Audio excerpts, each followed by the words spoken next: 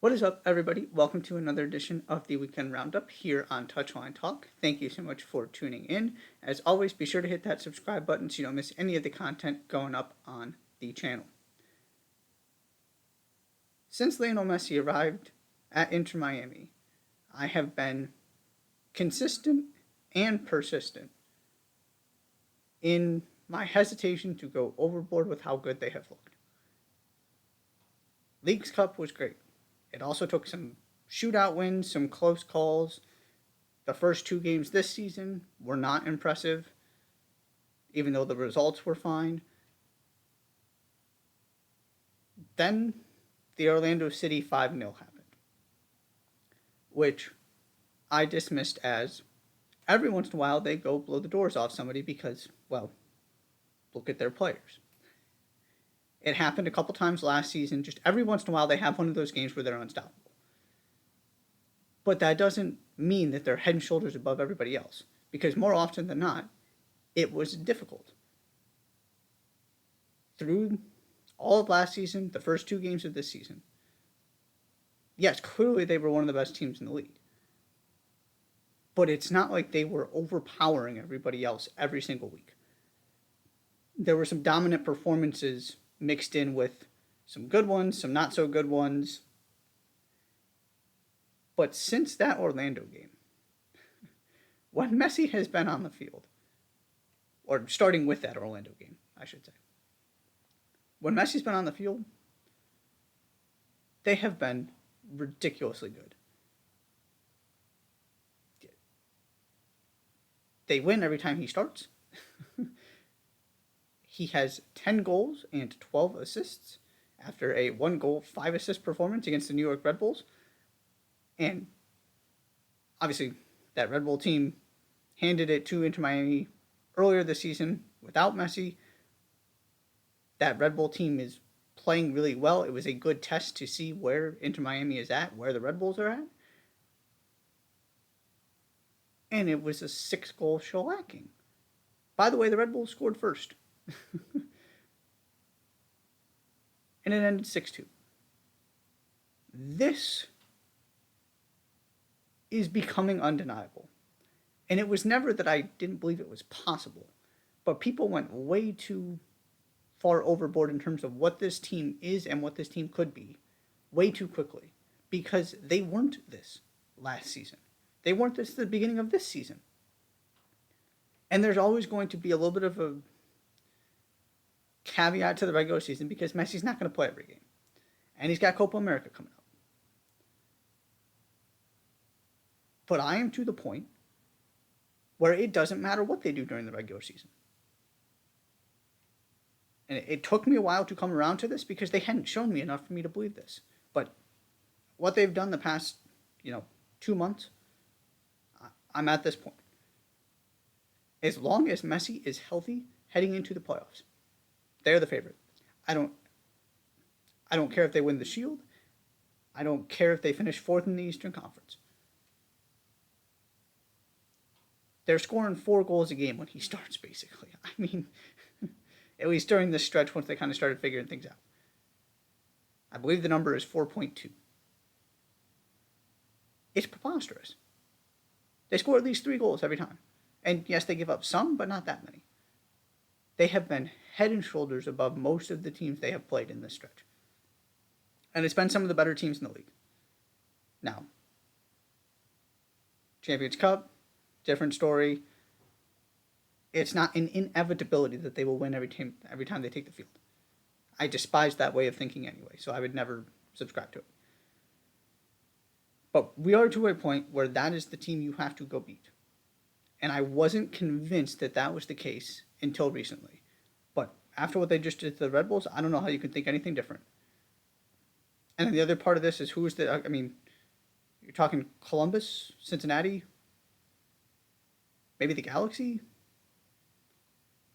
Minnesota United, the Union. There is nobody on their level. It does not mean they're going to win Leagues Cup again. It does not mean they're going to win MLS Cup. But I don't need to see anything else during the regular season. That's really what I came from this weekend talking about and thinking about. When they're at their best, They are better than everybody else. That was not always the case because they didn't dominate games. And now they are just blowing teams out of the water. Not every week, but pretty close to it. And oh, by the way, they're nowhere near full strength right now. They've had important pieces in and out of the lineup all season. And I'm not talking about Messi, I'm talking about the other guys. The Diego Gomez's, Jordi Alba's, Benjamin Kromaski's. Important players. And Luis Suarez is scoring goals. It's just hard to... They're not a great defensive team. That's the flaw. But right now, they are good enough. And I'll run the numbers to make sure of that, comparing them to other MLS champions, as I do every season when we get to the playoffs. But this is finally what everybody kind of at least thought, maybe even expected. At least some people thought this was going to be. And because Messi was great, I feel like we collectively fell into this earlier than we should have, which is why I pushed back so strongly against it. Yeah, they are built to go win in knockout tournaments. Why? Because you make one mistake and they score. That's the brilliance of Messi. But now what they're showing you is they can just go every single week and destroy people too. That's the difference. That's why there is no... We're talking about the most likely teams to be able to take them down and who wins if they don't. That's where we're at. Don't need to see anything else. Second thing I want to touch on real quickly here, I'm going to keep this video pretty short, is the end of the championship season and specifically Ipswich Town getting the second automatic promotion spot and coming back to the Premier League. Similar to Luton Town last season. What an incredible story, and a bunch of players who don't have meaningful Premier League experience. You go look at their top goal scorers, their leader in assists. We're all playing in League One with them last season. We're talking 32, I believe, minutes of Premier League experience. Something in that ballpark. This is, and you look at the teams next to him here. Leicester, absolutely loaded. All kinds of Premier League players, Premier League veterans in there. The teams right behind them, Leeds, Southampton, also have squads full of guys with plenty of Premier League experience. And right in between them is Ipswich, who were in League One last season and did exactly what they did in League One with a pretty similar squad in the championship in terms of number of wins, second place, automatic promotion finish. Kieran McKenna is doing a incredible job. And oh, by the way, they also play the best stylistically. They were the best team in the championship, or at least you can make that argument. They score goals. They score really pretty goals. It's not just that he has found a way to have success. He has done it the way you want managers to do it in terms of style of play and what it looks like. They are fun to watch. They are ambitious. Again, this team was playing in League One last season. And so they've got the double back-to-back promotions. It's going to be really interesting to see how much they invest in trying to stay up. But regardless of what happens, Kieran McKenna is on his way to the Premier League and will stay there if he wants to. If they stay up, great. If they don't, if I'm a Premier League team looking for a manager this time next season, he's got to be near the top of my list. He is doing an and put this in perspective. They were finishing mid-table in League One. They hadn't come particularly close in 15 plus years to getting out of the championship.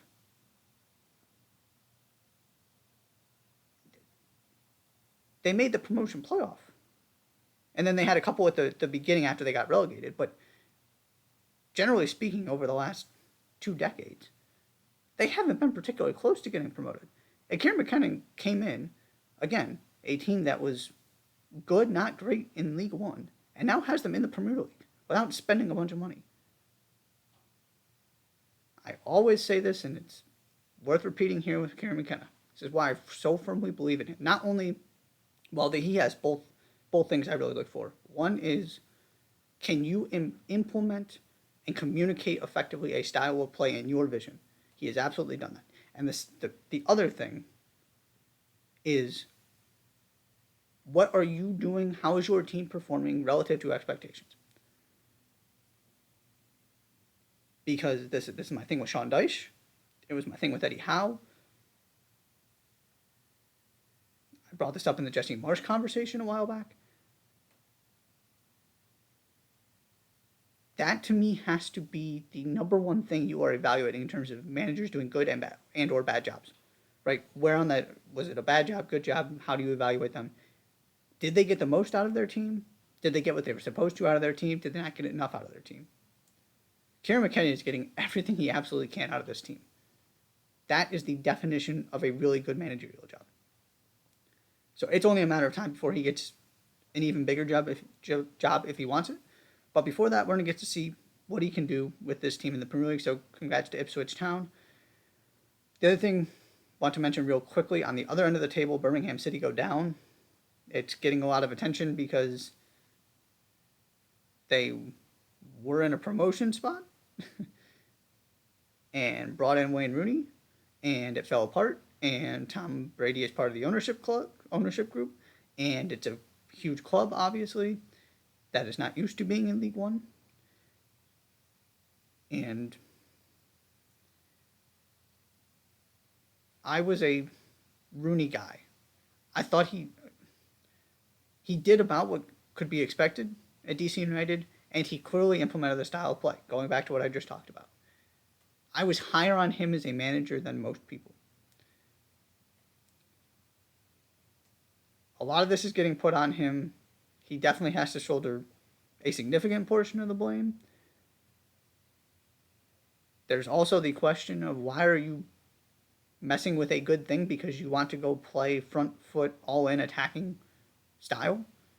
That is not a reason to fire a manager.